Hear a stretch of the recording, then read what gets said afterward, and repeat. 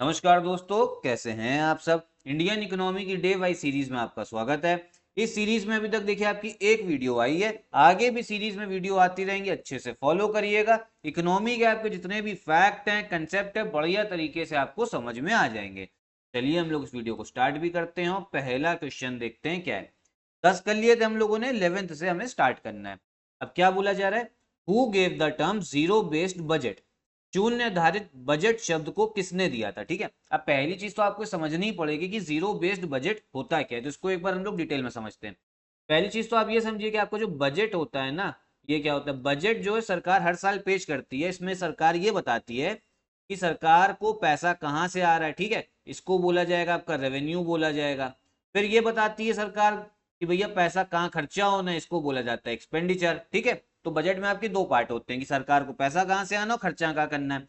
अब बजट जो है ना, एक बजट होता है आपका ट्रेडिशनल बजट, इसको पारंपरिक बजट भी बोला जाता है। एग्जाम्पल के तौर से समझिए, मान लीजिए 2020 से लेके 21 तक का बजट सरकार को पेश करना है। ठीक, उसमें जो आपका रक्षा मंत्रालय है ना, ऐसे बहुत सारे मंत्रालय हैं, जो डिफेंस मिनिस्ट्री है, उसमें सरकार ने क्या करा, 1 लाख करोड़ रुपए इनको एलोकेट कर दिए। क्योंकि आपका जो वित्त मंत्रालय है ना, हर डिपार्टमेंट से पूछता है आपका कितना खर्चा है, कितना पैसा दे दिया, 1 लाख करोड़। ठीक, फिर आपका अगला साल आया 2021 से लेके 22, तो जब अब पैसा एलोकेट करने की बारी आएगी ना, तो वित्त मंत्रालय रक्षा मंत्रालय से पूछेगा कि हमने आपको 1 लाख करोड़ तो दिया ही रखा है पहले से, चलो वो तो ठीक है, एक्स्ट्रा बताओ, एक्स्ट्रा कितना इस साल पे पैसा लगना है, क्योंकि इसमें तो आपकी सैलरी वगैरह भी जा रही होंगी। एक्स्ट्रा कुछ अगर वेपन खरीदने तो बताइए कि हम आपको और एक्स्ट्रा कितना दे। मान लो 10,000 करोड़ जो है, इन्होंने कहा कि चलिए 10,000 करोड़ रुपए हम और एक्स्ट्रा कर दे रहे हैं। ठीक है, तो ये होता है आपका ट्रेडिशनल। यहीं पे अगर हम बात करें जीरो बेस्ड बजट की ना, तो जीरो बेस्ड बजट में क्या होगा कि जब मान लो ये यही 2021-22 का बजट सरकार पेश करेगी, तो इसमें रक्षा मंत्रालय से बोलेगी कि 1 लाख करोड़ जो एलोकेट करा था, उससे अब हमें मतलब नहीं, जितना खर्चा है ना वो जीरो से हमें गिनवाओ। जीरो से सारा पैसा गिनवाओ कि कहाँ कहाँ पे खर्चा हुआ। जो 1 लाख करोड़ भी लगा है ना, वो जीरो से गिनेंगे, कितनी सैलरी जानी है, कौन सा वेपन लेना है, कौन सा आपका मेंटेनेंस का काम है, और फिर जो है जीरो से जाके हम फिर आगे बढ़ेंगे। तो ये होता है आपका जीरो बेस्ड बजट, ये ध्यान रखिएगा। ठीक है, और इसको इंट्रोड्यूस किसने करा था, किसने ये टर्म दिया था, वो दिया था आपके पीटर पायर ने। करेक्ट ऑप्शन कौन सा होगा, बी वाला, पीटर पायर, ये अमेरिका के थे आपके। ठीक है, अगला क्वेश्चन क्या है, इसमें बोला जा रहा है when did zero based budgeting system come into existence in India. ठीक, भारत में कब आया, भारत में शून्य निर्धारित बजट प्रणाली कब अस्तित्व में आया, तो ये आई थी आपकी 1983 में, 1983 में। ठीक, अगला क्वेश्चन क्या है, the Narasimham committee had recommended how many levels to make the banking structure in the country. Narasimham समिति ने देश में बैंकिंग ढांचे को कितनी स्तरीय बनाने की सिफारिश की थी, ये बात बोली जा रही है। अब देखिए, जो आपकी नरसिम्हम कमेटी है ना, कब बनी है, 1991 में बनी है। ये जो नरसिम्हम थे ना, ये आपके पहले आरबीआई के गवर्नर भी रह चुके थे। इस समय पे 1991 में प्रधानमंत्री कौन थे, वो थे आपके पीवी नरसिम्हा राव, कांग्रेस के थे। और जो आपके फाइनेंस मिनिस्टर की बात करें, वित्त मंत्री की, तो वो थे आपके डॉक्टर मनमोहन सिंह, जो इस देश के प्रधानमंत्री भी रहे 2004 से लेके 14 तक। ठीक है, तो उसमें उन्होंने एक कमेटी बनाई, नरसिम्हम कमेटी। तो इनसे ये बोला गया था, पहले अच्छा बैकग्राउंड समझ लो। 1991 में भैया हमारी अर्थव्यवस्था में बहुत सारे रिफॉर्म्स करे गए थे, जैसे एलपीजी के रिफॉर्म्स करे गए थे। ठीक है, अब उसमें यह देखा गया अगर हमारी इकोनॉमी को हमें ग्रो करना, अर्थव्यवस्था को बढ़ाना है, तो उसमें जो मेन योगदान होगा ना, वो आपके बैंक का होगा। क्यों, मान लो कोई इंडस्ट्रियलिस्ट है, वो बैंक के पास गया। ठीक है, अगर इकोनॉमी ग्रोथ करनी, बैंक का मेन काम होता है। क्योंकि मान लो जिसको इंडस्ट्री लगानी, वो बैंक के पास आएगा, इन्हीं से क्या लेगा, पैसा लेगा। ठीक है, फिर जहां पे जाके कहीं पे क्या लगाएगा, फैक्ट्री लगाएगा। ठीक है, उस फैक्ट्री से क्या होगा, सबको रोजगार मिलेगा। ठीक है, तो आप समझो बैंक का बहुत बड़ा योगदान है। तो इसीलिए नरसिम्हम कमेटी बनाई गई थी कि आप बताइए कितने स्तरीय बैंकिंग स्ट्रक्चर होना चाहिए। तो उन्होंने बोला इस देश में आप लोग 4 टायर स्ट्रक्चर रखो, 4 स्तरीय। सबसे टॉप लेवल में 3-4 जो सबसे बड़े बैंक है उसको रखना चाहिए, जैसे एसबीआई हो गया। फिर दूसरा आपका वो होगा टायर, तीसरा होगा, और चौथे टायर पे जो आपके गांव के जो बैंक होंगे ना, जो कृषि को बढ़ाने के लिए लोन देंगे। ठीक है, इसमें उनको रखो। बाकी जो दूसरा है और तीसरा, इसमें जिसको मन है वो कर लेना। समझ में आया आपको, बैंकिंग स्ट्रक्चर काफी इंपॉर्टेंट रहता है। ठीक है, किसी भी देश की अर्थव्यवस्था को आगे बढ़ाने के लिए। इस क्वेश्चन में क्या बोला जा रहा है, where was India's first export processing zone established in the private sector. निजी क्षेत्र में भारत का पहला निर्यात प्रोसेसिंग क्षेत्र कहाँ स्थापित किया गया था। अब देखो एक चीज समझो, अगर हमें इस देश में रोजगार बढ़ाना है ना, और इस देश को आप समझो विश्व गुरु बनाना है, अगर विश्व गुरु बनाना है और रोजगार भी अगर हमें इंक्रीज करना है, उसके लिए हमें अपने जो एक्सपोर्ट है ना उसको बढ़ाना पड़ेगा। ठीक है, मान लो यहाँ पे कोई चीज़ मैन्युफैक्चर हो रही है, अब वो पहले यहाँ पोर्ट पे आएगी, फिर यहाँ से शिप के माध्यम पे मान लो इधर दुबई गई, तो हमें क्या करना है ना, ऐसे जोन भी बनाने जिसमें सरकार का जो हस्तक्षेप हो, जो उनका इंटरफेरेंस हो वो कम हो, वहां पे टैक्स जो है वो कम लगे। ठीक है, जब टैक्स कम लगेगा तभी जब दूसरे देश में वो प्रोडक्ट जाएगा तो वो सस्ता पड़ेगा, तभी वो वहां के लोग खरीदेंगे। ठीक है, दूसरी चीज यहाँ पे जो लोग एक्सपोर्ट कर रहे हैं सरकार उनको क्या दे, इंसेंटिव दे, थोड़ा और फायदा कराए। ठीक है, कहीं सब्सिडी दे दे, तो एक्सपोर्ट प्रोसेसिंग जोन ये होता है। ठीक, जब आप समझो जब एक्सपोर्ट ज्यादा होगा तो जो देश का रुपया है ना वो भी मजबूत होगा। तो ये पहला आपका एक्सपोर्ट प्रोसेसिंग जोन कहाँ बना, वो बना आपके कांडला पोर्ट पे। ठीक है, कांडला आपका पोर्ट है कहाँ पे, गुजरात में। मैप में दिखाता हूँ आपको, ये दिखेगा आपको कांडला। ठीक है, ये कांडला, कांडला आपका। अगला क्वेश्चन क्या है, काफी इंपॉर्टेंट है। Participatory note is related to, सहभागिता नोट किससे संबंधित है। ठीक है, पार्टिसिपेटरी नोट की बात हो रही है, इसको एक बार डिटेल में अच्छे से समझ लो एक बार, तो आपको अच्छे से समझ में आ जाएगा। ठीक है, मान लीजिए क्या है, हमारे देश में कोई एक बिजनेसमैन है। ठीक है, अच्छे समझिएगा, हमारे देश में कोई बिजनेसमैन है जिसने 10 करोड़ रुपए क्या है इनकम करी एक साल में, लेकिन उसने इनकम टैक्स अथॉरिटी को दिखा दिया कि उसका क्या हुआ है, नुकसान हुआ है, लॉस हुआ है, तो उसको कोई टैक्स देना पड़ेगा नहीं। मान लो उसको अगर क्या कहते हैं दिखाता कि प्रॉफिट हुआ तो 1 करोड़ रुपए इस पे टैक्स लगता, तो जो पूरा 10 करोड़ है ना जिसपे उसने टैक्स नहीं दिया है सरकार को, क्योंकि इसने बता दिया नुकसान है, तो ये पूरा क्या हो गया, ब्लैक मनी हो गया, काला धन हो गया। ठीक है, अब ये ब्लैक मनी कहीं इन्वेस्ट कर सकता है, मान लो उसको घर खरीदना है, गाड़ी खरीदनी है, तो नहीं खरीद पाएगा क्योंकि इनकम टैक्स वाले आ जाएंगे, कहाँ से लाए पैसा। तो ये क्या करेगा ना, ये अमेरिका में बैठे या आपका दुबई में बैठे, सऊदी में बैठे किसी एक इंसान से, अपने दोस्त से संपर्क करेगा कि मेरे पास में 10 करोड़ रुपए हैं, उसको इन्वेस्ट करना है। तो वो बोलेगा कि पहले इसको हवाला से मेरे पास भिजवाओ, हवाला मैंने पिछली वीडियो में डिटेल में समझा, उसको देख लीजिएगा। तो यहाँ पे हवाला से क्या हुआ, पैसा आया। अब इसने क्या कर रखा होगा ना, यहाँ पे एक बन रखा होगा फॉरेन इंस्टीट्यूशनल इन्वेस्टमेंट। ठीक है, फॉरेन इंस्टीट्यूशनल इन्वेस्टमेंट वो क्या करता है, यहाँ के शेयर मार्केट में, भारत की शेयर मार्केट में क्या करेगा, वो पैसा लगाएगा, शेयर मार्केट में पैसा लगाएगा, और ये अलग अलग लोगों से पैसा लेगा। तो जिन जिन लोगों से पैसा लेगा ना, उससे उनको कुछ तो आपकी वो देनी पड़ेगी, प्रूफ, रिसिप्ट, तो उसको बोला जाता है पी नोट बोला जाता है। ठीक है, सहभागिता नोट। अब इससे होगा क्या ना, ये पैसा आपका शेयर मार्केट में लग गया तो पूरा ब्लैक पैसा जो था ना वो इन्वेस्ट हो गया, इसीलिए देश की अर्थव्यवस्था के लिए खतरा है।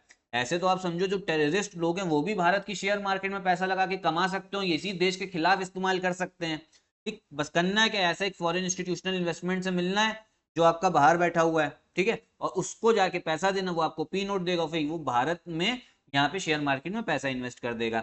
इसीलिए पी नोट पे काफी सारी जो है आपका जो सेबी है और जो आरबीआई है वो काफी ज्यादा इस पे रेगुलेशन करने की कोशिश कर रहा है। ठीक है, तो इसी वजह से इसका जो करेक्ट आंसर है वो हो जाएगा ए वाला, फॉरेन इंस्टीट्यूशनल इन्वेस्टमेंट। मैंने उम्मीद करता हूँ आपको अच्छे समझ में आया होगा कि भैया कैसे पैसा देश के बाहर गया हवाला के थ्रू, और फिर उन लोगों ने क्या करा कि पैसा जो है शेयर मार्केट में इन्वेस्ट कर दिया, मतलब जितना पूरा ब्लैक मनी था ना वो शेयर मार्केट में आके व्हाइट मनी हो गया, और यही पैसा ये लोग अपनी थोड़ी सी फीस काटेंगे, बाकी जो है सारा पैसा इसको दे देंगे, और इसका पैसा बढ़ भी रहा है, शेयर मार्केट में लगे, मतलब ब्लैक मनी कैसे व्हाइट मनी हो रहा है।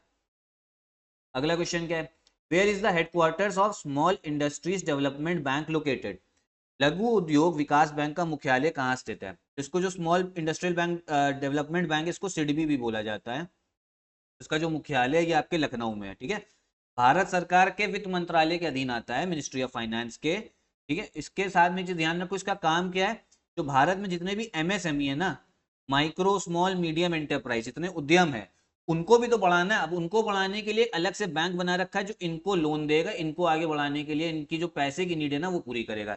जैसा मैंने आपको बताया, अगर आपको इन्वेस्ट करना है कहीं पे, अगर आगे बढ़ना तो लोन की जरूरत पड़ेगी, बस कंडीशन ये, लोन आप लोग चुका दो। बहुत से लोग जो आप लोग देखा होगा भाग जाते हैं बाहर, लेकिन वो बहुत कम लोग होते हैं।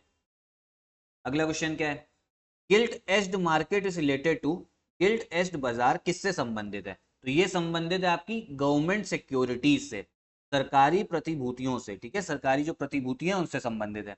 क्या होता है गवर्नमेंट सिक्योरिटी, अच्छे से समझ लो, इसे जीसेक भी बोल सकते हो आप लोग। ठीक है, मान लो सरकार को कहीं पे आपका ये रोड बनानी है, हाईवे बनाना है, लेकिन सरकार के पास में इतना पैसा नहीं है। ठीक है, तो सरकार क्या करेगी ना, एक बॉन्ड जारी करेगी। बॉन्ड क्या होता है, एक तरीके से आप समझो डॉक्यूमेंट है। इसमें क्या होगा ना, वो नॉर्मल जनता से जो सरकार है ना कहेगी कि आप क्या करो, ये बॉन्ड खरीदो। मान लो ये बॉन्ड जो है आपका 1 लाख रुपए का है, सिर्फ 1 लाख रुपए का, ताकि बॉन्ड खरीद लो। तो ये जो 1 लाख रुपए किसको चला गया, तो सरकार के पास चला गया। और ये जो गवर्नमेंट सिक्योरिटी है वो जनता को मिल गई। जनता ने क्यों खरीदा? क्योंकि इस 1 लाख पे, ये 1 लाख जो है ना सरकार का है, तो भैया सरकार से बैक्ड है, तो ये आपको समझो प्रूव्ड है कि हाँ पैसा वापस मिल जाएगा, शेयर मार्केट की तरह सट्टा नहीं है। और इस पे सरकार जो है इनको थोड़ा डिविडेंड भी देगी, थोड़ा प्रॉफिट मिलेगा, इंटरेस्ट भी समझ लो उसे। तो इससे क्या है ना, दोनों का विन विन हो जाता है। गवर्नमेंट को पैसा मिल गया रोड बनवाने के लिए, और जनता ने कहीं पे इन्वेस्ट कर दिया, उसको शेयर मार्केट में इन्वेस्ट करना था, एफडी में करना था, उससे अच्छा उन्होंने गवर्नमेंट सिक्योरिटी पे कर दिया। तो और जब मान लो ये जो गवर्नमेंट सिक्योरिटी मान लो इनके पास है, इस सज्जन के पास है, ये इसको आगे बेच भी सकते हैं, तो ये पूरा सिस्टम चलता है, ठीक है। तो इसी को बोला जाता है गवर्नमेंट सिक्योरिटी, तो इसको ध्यान रखिएगा। अब इससे क्या होता है ना, देश की जो आपकी अर्थव्यवस्था है उसमें अगर मान लो सरकार के पास पैसा नहीं है रोड वोड बनवाने का, डेवलपमेंट का, तो जनता से ही लेके जनता को वापस कर सकते हो, उसमें जनता का प्रॉफिट भी है क्योंकि इंटरेस्ट भी मिल रहा है। In which year was the foreign exchange management act implemented in India? Bharat में विदेशी मुद्रा प्रबंधन अधिनियम किस वर्ष लागू किया था? इसको देखिए क्या बोलते हैं शॉर्ट फॉर्म में, फेमा। इसका मेन काम क्या है, मान लो आप जो है इंडिया से बाहर कुछ एक्सपोर्ट कर रहे हो, कुछ मंगा रहे हो, अब मंगाने को तो कुछ भी मंगा सकते हो, ठीक है। तो भैया इसको भी रेगुलेट करना होता है। मान लो ड्रग्स मंगा रहा है कोई इंसान, तो ऐसा थोड़ा ना, इसके लिए भी तो एक नियम होना चाहिए, तो वो है फेमा। उसके बाद में फॉरेन एक्सचेंज का मतलब क्या है, होता है विदेशी मुद्रा प्रबंधन का। मान लो आपके पास में यूएस डॉलर है, अब उसको आपको भारतीय रुपया में चाहिए, आईएनआर में चाहिए, तो कन्वर्ट कराओगे ना, तो अलग अलग करेंसी कन्वर्ट होती है। कुछ लोग सऊदी में होते हैं, रियाल को भारतीय मुद्रा में कराते हैं रुपए में। तो जो पूरा आपका बिजनेस, इसको बोला जाता है फॉरेन एक्सचेंज। इसके लिए भी रेगुलेशन होना चाहिए, वो भारत में है। कब आया था ये फेमा? ये आया था आपके 1999 में, ठीक है, 1999 में, ध्यान रखिएगा। क्योंकि जरूरी इसलिए है ना, क्योंकि मनी लॉन्ड्रिंग भी हो सकती है, हवाला का काम भी हो सकता है, पैसा भारत में आ सकता है, तो उसको रेगुलेट करना है। हवाला मैंने आपको पिछली वीडियो में डिटेल में समझाया, उस वीडियो को देख लीजिएगा, हवाला अच्छे समझ में आएगा। आगे बहुत जगहों पे हवाला की बात होनी है, ठीक है। अगला क्वेश्चन क्या है, when was the foreign exchange regulation act introduced in India? विदेशी मुद्रा विनियमन अधिनियम को भारत में कब पेश किया गया था? तो ये फेरा जो है ना, ये आया था भारत में 1973 में, 1973, ठीक है, 1973 में फेरा था। फिर 1999 में क्या हुआ ना, फेरा को हटा के क्या लाया गया, फेमा लाया गया, जिसके बारे में मैंने अभी आपसे बात करी। ये फेमा फेमा लाया गया था, ठीक है। In which year the international bank for reconstruction and development was established? अंतरराष्ट्रीय पुनर्निर्माण और विकास बैंक की स्थापना किस वर्ष की गई थी, ये बोला जा रहा है, ठीक है। तो ये करी गई थी आपकी 1944 में। कब? 1944 में। इसका जो आपका हेडक्वार्टर है वो आपको यूएसए में वॉशिंगटन डीसी में दिखेगा। काम क्या है ना, आपने वर्ल्ड बैंक सुना होगा, जो वर्ल्ड बैंक है ना, वर्ल्ड बैंक का ही आपका एक बैंक ये भी है, मतलब वर्ल्ड बैंक का ही हिस्सा है। कौन सा? International bank for reconstruction development. उस समय ये बनाया इसलिए गया था क्योंकि इस टाइम तक आपको पता होगा यूरोप में सेकेंड वर्ल्ड वॉर चल रही थी, द्वितीय विश्व युद्ध। तो उस समय इतनी तबाही मच गई थी ना, तो तबाही जब मच गई उसको सही करना है, उसके लिए लोगों को अपने देशों को पैसा चाहिए। तो पैसा कौन देगा उस समय डेवलपमेंट के लिए, फिर से रिकंस्ट्रक्शन के लिए? वो देगा ये वाला bank, international bank for reconstruction and development. और उसके बाद में इसने कहा कि मान लो बहुत सारे डेवलपिंग देश है, उसमें गरीबी दूर करनी, डेवलपमेंट काम करना है, तो वर्ल्ड बैंक ही पैसा देता है। एक चीज ध्यान रख लो, वर्ल्ड बैंक सुना होगा, लोन देता है देशों को, वो इसलिए देता है कुछ डेवलपमेंट प्रोजेक्ट करना है, कहीं डैम बनानी है, कहीं रोड बनाना है, कहीं हाईवे बनाना है। और एक होता है आपका आईएमएफ, इंटरनेशनल मॉनेटरी फंड, ये पैसा देता है जब देश जो है उसकी अर्थव्यवस्था पूरी खराब हो जाती है, उसके पास में विदेशी मुद्रा बची नहीं होती है, तब उसको सहायता करने के लिए पैसा देता है, ठीक है, डेवलपमेंट के लिए नहीं देता। अब पाकिस्तान की आर्थिक आपकी स्थिति सही नहीं है, तो पाकिस्तान किससे पैसा लेता है? आईएमएफ से लेता है लोन। तो इतनी बात जो ध्यान रखिएगा। यही थे आपके क्वेश्चंस। मैं उम्मीद करता हूं आपको अच्छे समझ में आए होगा। मैंने अपनी पूरी कोशिश करी आपको कंसेप्ट कम टाइम में अच्छे समझाने के लिए। वीडियो आपको कैसी लगी कमेंट बॉक्स में बताइएगा। आगे भी वीडियो से जुड़े रहिएगा। साथ ही साथ यूपीपीसीए 2024 के लिए हमारा प्री का क्रैश कोर्स चल रहा है, आप उसको भी ज्वाइन कर सकते हैं। यहीं पे मैं वीडियो भी खत्म करता हूं। नमस्कार।